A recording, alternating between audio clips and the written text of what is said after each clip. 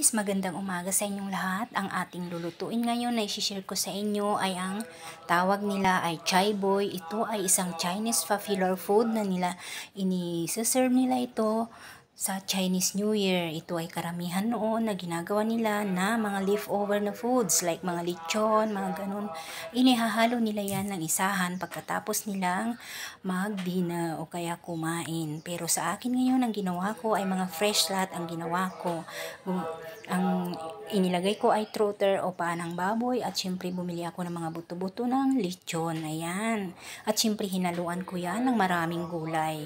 Nilagyan ko rin yan ng sampalok kasi wala akong sour plum. Usually ang ginagamit namin dito sa chai boy ay sour plum. Pero dahil gustong-gusto ko ng medyo maasim, ay nilagyan ko ng sampalok. Pinakuluan ko yan ng 1 oras at naging ganyan na hanggang pwede nang iserve at malambot na lahat. Ayan, sana nagustuhan ninyo ang aking video guys. At ito ang chai boy na mas popular na tawag nila na chai boy o chop suey soup. Ayan, maraming salamat. Bye-bye. Hanggang sa muli.